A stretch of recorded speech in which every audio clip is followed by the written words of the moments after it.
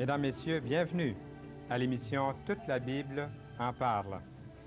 Je reçois aujourd'hui Monsieur et Madame Jean et Ginette Massinco de Dorval. Jean et Ginette sont mariés depuis 10 ans. Ils ont 2 enfants, Christine, 8 ans, et Israël, 15 mois. Jean travaille pour la compagnie d'assurance vie Sun Life à Montréal. Son épouse Ginette a laissé son travail à la Société pour la distribution des Saintes Écritures afin de s'occuper de sa famille. Jean et Ginette nous parleront aujourd'hui de leur but, particulièrement de leur désir de partager Jésus-Christ aux Juifs. Croyez-vous que Jésus-Christ est venu dans le monde comme Messie uniquement pour les Juifs? Appelez-nous pour nous laisser savoir votre réponse. Vous savez comment étudier la Bible et reconnaître la vérité? C'est le titre d'un livre que nous vous offrons. Appelez dès l'instant pour en faire la demande et n'oubliez pas que vous pouvez faire connaître aussi vos questions, vos commentaires, vos bons conseils et en même temps, informez-vous là où il y a une étude biblique. Nous vous invitons. Appelez-nous et nous vous laisserons savoir à quel endroit vous pourriez rencontrer des gens qui étudient la Bible. Le groupe Harmonie est de retour parmi nous, à Toute la Bible en parle. Nous les entendrons vers la fin de l'émission. Maintenant, rendons-nous auprès de Jean et Ginette Massinco. Bonjour Jean et Ginette Massinco. Bonjour. Nous allons parler de 2 organisations évangéliques dans un même foyer, chez vous, dans votre maison. Mais en parlant avec vous, en causant avec vous tout à l'heure, avant l'émission, je me rends compte que tous les 2, vous en parlez très librement, que ce soit une organisation évangélique ou l'autre. J'aimerais savoir au début ce que vous faites, qui vous êtes, d'où vous venez, et vos enfants. Ce serait intéressant de savoir qui vous êtes. Ginette? On habite Dorval, puis moi je suis mère de 2 enfants. Actuellement, je travaille pour une compagnie pharmaceutique depuis 5 ans, mais je prends ma retraite cette semaine parce que je trouve que c'est beaucoup de travail, avoir une petite famille et travailler à l'extérieur. C'est une retraite pour venir prendre soin de la fille et du garçon à la maison. Oui. Ça ne sera pas tout à fait une retraite, hein? Il ne faut pas se leurrer avec... C'est une grande mission. Vous laissez une carrière pour vous occuper de votre famille. C'est louable. Et Jean, ce que vous faites comme travail? Je travaille pour la Sun Life du Canada comme assureur vie. Oui. Puis c'est pour ça que je veux que mon épouse s'arrête pour que je puisse travailler beaucoup plus. Mais on a dit qu'on avait 2 enfants. Hein, puis notre fils s'appelle Israël et notre fille Christine. Oui. Justement, nous avons annoncé tout à l'heure au début de l'émission que nous allons parler de l'Association pour la distribution des Saintes Écritures et aussi des Amis d'Israël. Et nous allons pouvoir parler... J'aimerais savoir pourquoi vous l'avez fait appeler Israël. Sûrement que c'est à cause de cet engagement que vous avez. J'ai un amour, on a un amour pour les Juifs. Notre Seigneur était juif, il est juif, puisqu'il est vivant. Hein. Et le Seigneur nous a donné à cœur d'aimer les Juifs. Et c'est pour cette raison-là qu'en nommant notre fils Israël, quel grand amour on peut montrer aux Juifs qu'on les aime. On s'associe avec eux. Voulez-vous nous rappeler ce que Israël veut dire, le mot Israël? C'est intéressant d'avoir la signification des mots. Le mot Israël veut dire prince de Dieu. Prince de Dieu. Ou c'est beau comme nom. Qu'il est mis à part un peu pour Dieu. Oui, oui. C'est ce qu'Israël était pour Dieu aussi, le peuple. Puis, à l'émission Toute la Bible en parle, nous aimons souligner le fait que la personne, à un moment donné dans sa vie, a eu une rencontre personnelle avec Jésus-Christ. C'est pas une vision ou une apparition, mais c'est vraiment une expérience profonde. Est-ce que vous voulez nous en parler brièvement, tous les 2, ce qui s'est produit, comment vous êtes venus à rencontrer Jésus-Christ d'une façon personnelle dans votre existence? Disons que moi, personnellement, j'ai toujours eu l'intérêt pour les choses spirituelles, mais que ça n'a pas adonné. Disons que quelqu'un m'a vraiment parlé du Seigneur de façon personnelle. Je craignais beaucoup Dieu. Ce que j'entendais à l'Église me portait à être incertaine, à avoir de la crainte envers le Seigneur. Mais pas la crainte qui sauve, la crainte qui éloigne. Ah oui. Puis un jour, après un crash dans ma vie, là, j'ai vraiment prié que Dieu m'éclaire, qu'il me donne la direction dans la vie, puis m'inspire sur le but de la vie. Puis il a répondu à ma prière. Quelqu'un m'a donné une Bible avec des petits traités tels que celui-ci, là. Oui. Et puis, parlant du fait que le Seigneur est venu pour nous sauver, que si on met notre confiance en lui, qu'on n'a pas à avoir la crainte, l'incertitude, le doute, la peur. Alors, ça m'a vraiment donné, comme on dit, une nouvelle naissance. Oui, c'est ça. C'est exactement ça. La Bible appelle une nouvelle, une nouvelle naissance. Et pour Jean, ça s'est produit de quelle façon? C'est différent. Je suis né à Marseille, d'une mère anglaise. Alors j'ai pas mal de familles, j'ai pas mal de familles en Angleterre. Et je suis allé vivre en Angleterre en 67. J'ai vécu pendant 2-3 ans là. Et j'ai un oncle et une tante qui sont chrétiens, qui connaissent le Seigneur personnellement. Et avec eux, je suis allé à une croisade de Billy Graham. Et j'ai accepté le Seigneur le 27 juin 1967.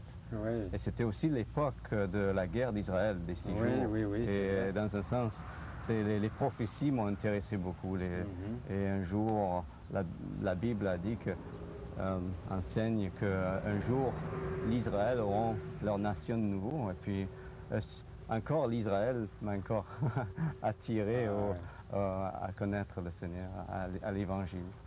Vous étiez prédestiné à vraiment avoir à cœur un fardeau. C'est ça, pour Israël. Alors, ça fait 19 ans que je connais le Seigneur déjà. C'était pas toujours facile, mais je sais que même à travers les difficultés dans la vie, c'est que les chrétiens ont les mêmes difficultés sûrement que les non-chrétiens, mais la différence, c'est que le Seigneur nous aide à passer ces difficultés. Et c'est ça qui a aidé beaucoup. Oui. Nous allons parler maintenant avec Ginette quelques instants. Vous allez nous parler de l'Association pour la distribution des Saintes Écritures. En anglais, c'est la Scripture Gift Mission. Oui. Ça existe depuis longtemps, je pense, en anglais. C'est une association qui fait beaucoup de bien, qui distribue les Écritures, comme le nom l'indique bien. Dites-nous, qui a fondé cette mission et où? D'accord. C'est un imprimeur du nom de William Walters en Angleterre, en 1888. Il avait à cœur de distribuer la parole de Dieu parce que ça représentait beaucoup pour lui, le Seigneur et la Bible. Puis il voulait le donner en petites portions comme ceci, là. Oui, si vous voulez le montrer, c'est montrer ces petits livres-là doucement. Et puis on va essayer de capter ce que ça donne là. Ce sont des livres intéressants. Vous avez ici La Voie du Salut. Un foyer heureux, une autre... Ce qui est intéressant dans ces traités, c'est qu'ils sont strictement la Bible. Il n'y a pas de, disons, de... Ce sont des citations bibliques. C'est ça. Il n'y a pas de pensée humaine, disons. Ça vient strictement de la pensée de Dieu, ce qu'on lit dans ces livres. Ah oui. Et où se trouve ici... Est-ce qu'il y a un bureau ici au Québec? Pas au Québec. C'est nous qui sommes représentants pour Montréal. Il y en a d'autres représentants à travers le Québec. Mais la mission se trouve à Markham, en Ontario. Oui. Et j'ai déjà regardé ces livres-là. Je les ai à la maison et j'ai même fait une vidéo pour aider les églises à évangéliser. Et en regardant ces traités-là, les petits livres sont très bien faits. Ils sont imprimés. Où est-ce qu'ils sont imprimés, ces petits livres-là? En Angleterre. En Angleterre? Oui. Et puis, il n'y a pas une seule erreur de français là-dedans. C'est ça. On a 400 langues. Oui. Alors, ils les font là, mais ils font toutes les langues probablement sur place. Les traducteurs sont dans plusieurs pays. Ah oui. C'est pas... En tout cas, ce sont des petits livres. Je vais le placer juste ici, tiens. Vraiment, qui peuvent être utiles à bien des gens. Est-ce que je peux vous demander le but de cette mission? C'est justement de distribuer la parole de Dieu en format que les gens vont lire. Oui. Parce qu'une Bible... on se demande où chercher quand on n'est pas initié à lire la Bible. Mais un petit livret, ça incite à poursuivre la lecture de la Bible. Oui. Et puis, la distribution, comment se fait-elle? Est-ce que c'est surtout... Est-ce que vous pouvez montrer, vous avez une petite boîte qui me semble très, très utile, là, très efficace. Ici, cette boîte, on s'en sert dans les églises. On donne ça aux chrétiens qui sont intéressés à évangéliser, mais pas de mettre ça dans les boîtes à lettres, porte à porte. On conseille de donner un témoignage avec la distribution parce que ça a plus de poids que de trouver la littérature dans sa boîte à lettres. Plus souvent qu'autre chose, ça va à la poubelle. Oui. Mais quand un témoignage avec les traités arrive à l'oreille de quelqu'un, c'est plus valable, c'est plus Oui, c'est vrai. respecté que de juste lancer dans une boîte à lettres. Et aussi, on peut utiliser ces traités-là, on peut en mettre dans sa poche. Et puis, j'ai vu, par exemple, des gens passer aux barrières payantes, au payage, puis quelquefois laisser un joli petit traité ou dans un restaurant. Il y a un petit livre, je ne sais pas si vous l'avez ici, qui m'a fait beaucoup de bien quand j'étais plus jeune. C'était sur le retour de Jésus-Christ. Je ne crois pas que je l'ai ici, non. Non? Il y avait, ça parlait du retour du Seigneur. Oui. Un petit livre aussi qui a été très, très utile. Je pense un des premiers que j'ai lu, c'était « 4 choses importantes ». Je l'ai dans mon portefeuille. Oui? C'est tellement... c'est marqué « 4 choses importantes, les connaissez-vous ». Et puis, c'est marqué « Vous avez besoin d'être sauvé. Vous ne pouvez vous sauver vous-même. Dieu a pourvu à votre salut. Et le Seigneur Jésus est capable de vous sauver et de vous garder. De vous garder sauvé aussi. C'est vraiment bien, ces petits livres-là. Je les ai toujours aimés. Ça fait 39 ans que je les connais. C'est pour ça que je suis content que vous soyez ici aujourd'hui pour nous en parler. Qu'est-ce qu'il y a de spécial dans ces livres? Vous avez dit que la chose principale, c'est vraiment la parole de Dieu. C'est ça, oui. Et est-ce qu'on pourrait dire qu'il y a un message central? Quel est le message le plus important? C'est-à-dire que le message est différent si on essaie de rejoindre un juif, par exemple, ou quelqu'un d'une autre religion. Oui. Parce qu'il y en a... les versets sont cherchés dans la parole de Dieu pour atteindre un certain groupe de personnes. Et puis ils sont regroupés ensemble avec un thème, par exemple, le salut ou...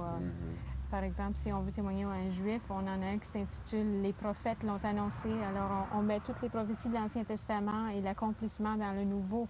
Oui. Alors, ça dépend du but qu'on veut atteindre. Oui, c'est très intéressant. Juste une petite minute avant de passer à Jean, parce que Jean, je veux vraiment vous donner l'occasion de nous parler des Amis d'Israël aussi. C'est une dernière question, Ginette, concernant l'Association pour la distribution des Saintes Écritures. C'est pour l'Église locale. On a simplement effleuré tout à l'heure ce que vous faites pour l'Église locale. Est-ce que vous voulez juste nous... Oui, on présente, on a des présentations audiovisuelles pour montrer aux chrétiens comment on a eu la Bible, toutes les souffrances que certaines personnes ont eu à subir pour que nous ayons le privilège de lire la Bible dans notre langue. Et puis, on a le ministère des trousses d'évangélisation, comme je l'ai mentionné tout à l'heure, de montrer aux chrétiens qu'il faut toujours être prêt avec la parole de Dieu sur soi, dans sa bourse, dans sa poche de veste, pour pouvoir témoigner quand l'occasion se présente. Et les gens qui, si quelqu'un est intéressé d'en savoir davantage, ils peuvent communiquer avec Ginette Massincourt. C'est ça. À Toute la Bible en parle et on leur fera parvenir. C'est ça. Alors, c'est Ginette Massincourt, Toute la Bible en parle et on vous fait parvenir les informations qu'il faut pour soit les églises locales ou même les individus qui voudraient savoir comment se procurer de ces choses. C'est ça. Et maintenant, mon cher Jean, les Amis d'Israël. Dis-moi ce que tu m'as dit avant l'émission concernant ton implication. Tu as dit que ce n'était pas quelque chose... Je ne suis pas un représentant officiel des Amis d'Israël, mais étant donné que j'ai un amour pour les Juifs, j'assiste à des études bibliques toutes les 2 semaines. C'est à Fairview, sur le West Island. C'est une étude biblique. En principe, on a une moyenne de 25 personnes, que la plupart sont, le 3/4 sont juifs.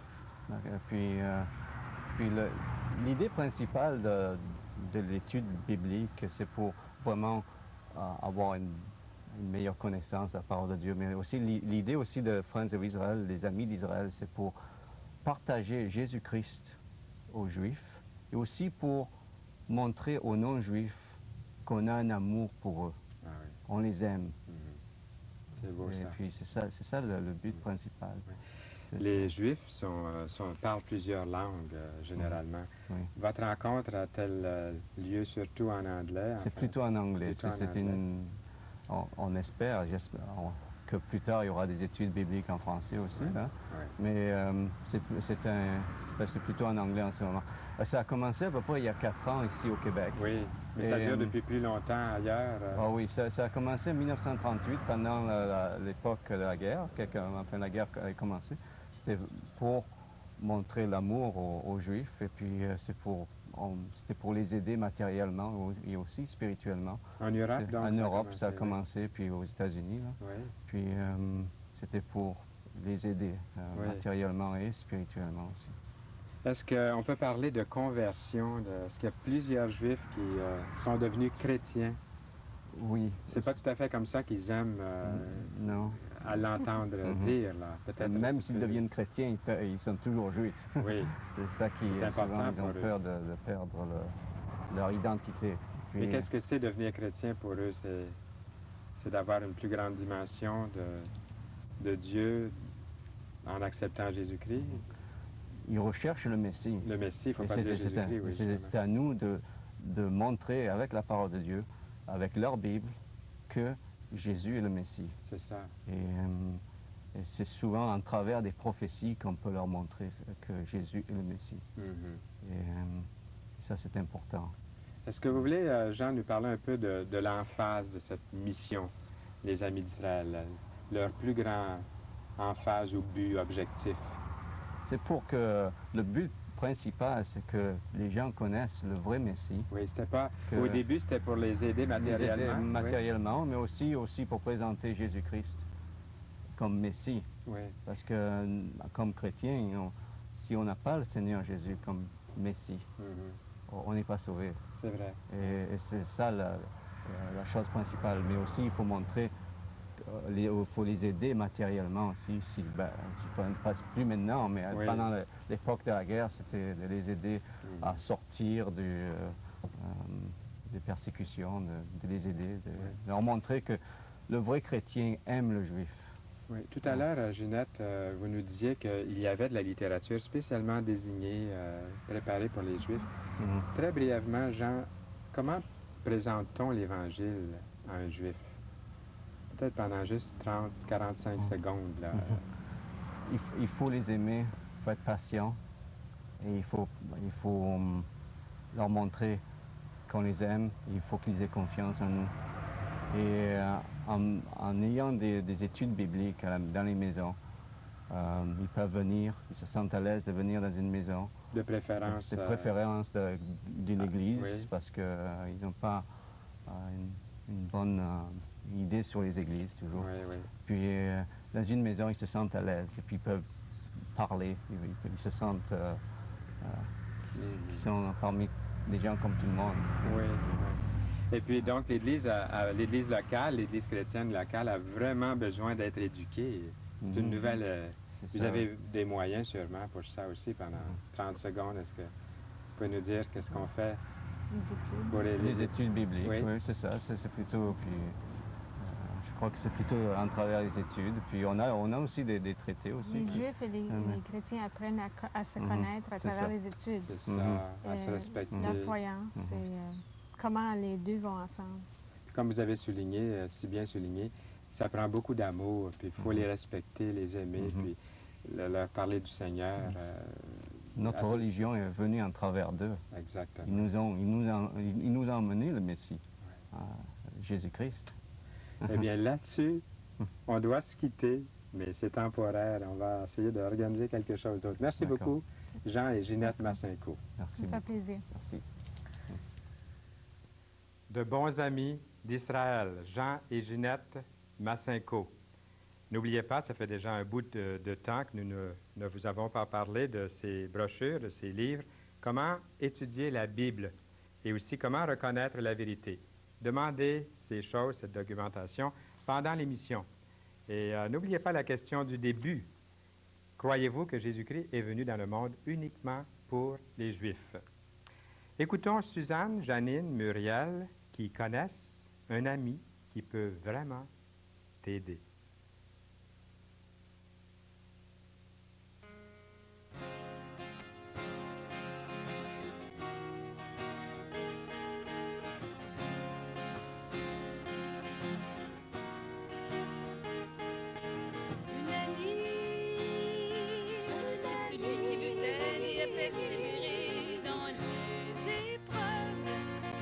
Celui qui veut pleurer avec toi, qui voudrait que tu sois dans la joie et qui veut te voir grandir dans la parole du Seigneur, dans la parole du Seigneur.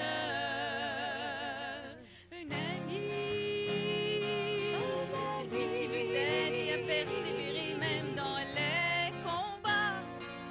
C'est celui qui veut lutter avec toi et dans la prière te soutiendra. Et quand tu sortiras de l'épreuve, vous crierez victoire. Victoire à votre Seigneur. Vous donnerez la gloire. Alléluia, à votre Sauveur.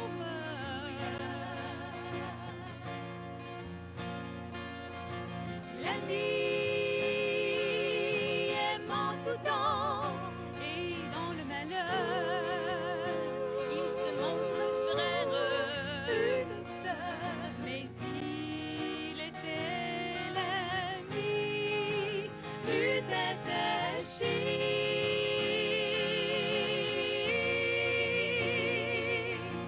Que frère, vous êtes tous mes amis, si vous faites ce que je vous demande, si vous faites ce que je vous commande, en vous aimant les uns les autres, oui, je vous ai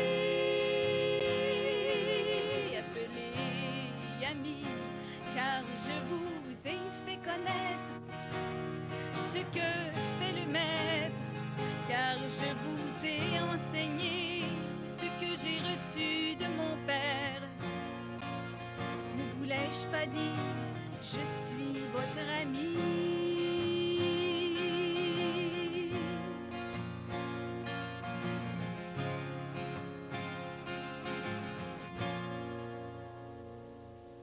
L'ami sur lequel tu peux compter sans être déçu a pour nom Jésus. C'est lui que je veux te présenter. C'est mon ami, mon bien-aimé. Il a donné sa vie pour moi et il était roi. Comprends-tu cela?